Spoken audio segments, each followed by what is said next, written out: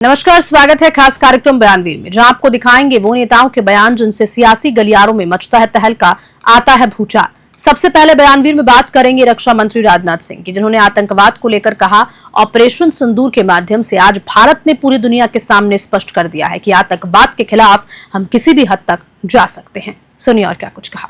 Operation सिंदूर आतंकवाद के खिलाफ भारत द्वारा चलाई गई अब तक के इतिहास की मैं मानता हूं यह सबसे बड़ी कार्रवाई है।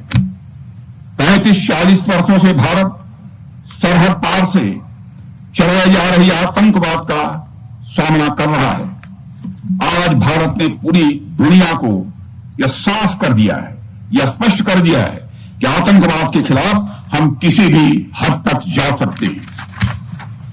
साथियों, आतंकवादियों ने पहलगाम में आतंकवादी घटना को अंजाम देकर भारत के मस्तक पर चोट पहुंचाने की कोशिश की है। भारत की सामाजिक एकता को तोड़ने का भी प्रयास किया गया है। उन्होंने भारत के माथे पर वार किया, हमने उनकी छाती पर वार किया है और छाती पर घाव किया है। पाकिस्तान के जख्मों का इलाज इसी बात में है कि वह भारत विरोधी और आतंकवादी संगठनों को पनाह देना बंद करे और अपनी जमीन का इस्तेमाल भारत के खिलाफ किसी भी सूरत में न होने दे।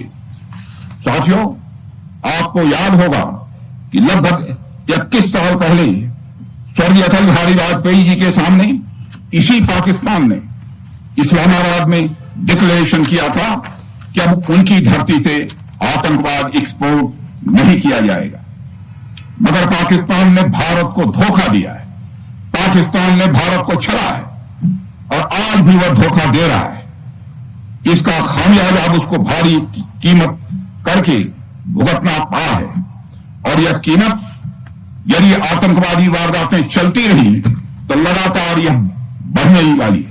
अब बयानवीर में बात करेंगे कांग्रेस नेता और सांसद राहुल गांधी की, जिन्होंने कहा कि मैंने संसद में कहा था मोदी जी को जातिगत जनगणना करवानी ही पड़ेगी। अब बिहार की इस क्रांतिकारी धरती से कह रहा हूं, शिक्षा और न्याय के लिए हम ये 3 काम करेंगे: प्रभावी और पारदर्शी जाति जनगणना, प्राइवेट शिक्षा संस्थानों में आरक्षण और SC/ST सब प्लान सख्ती से लागू। सुनिए। हमने नरेंद्र मोदी से कहा, पार्लियामेंट में कहा, तुम्हें जाति जनगणना करना पड़ेगा।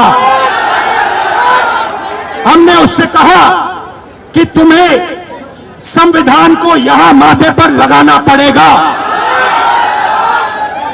नरेंद्र मोदी जी ने आपके दबाव से डरकर जाति जनगणना हिंदुस्तान में घोषित किया है।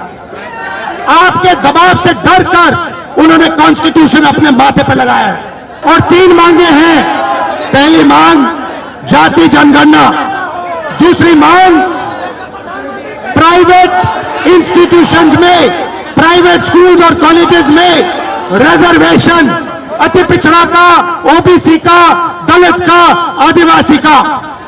तीसरी बात SC/ST सब प्लान, जो आपका पैसा है, जो आपको नहीं दिया जाता है, आपको वो दिया जाना चाहिए। ये 3 चीजें कहने में आपसे आया था। आप एक बात समझिए, बिहार की पुलिस ने अभी मुझे रोकने की कोशिश की, रोक नहीं पाई। पता है क्यों नहीं रोक पाई? नहीं, इसलिए नहीं रोक पाई क्योंकि आपकी शक्ति मेरे पीछे है। आपकी शक्ति मेरे पीछे है, इसीलिए कोई दुनिया की कोई शक्ति उसको रोक नहीं सकती है। और इसी बयान के साथ बयानवीर में इतना है। नमस्कार।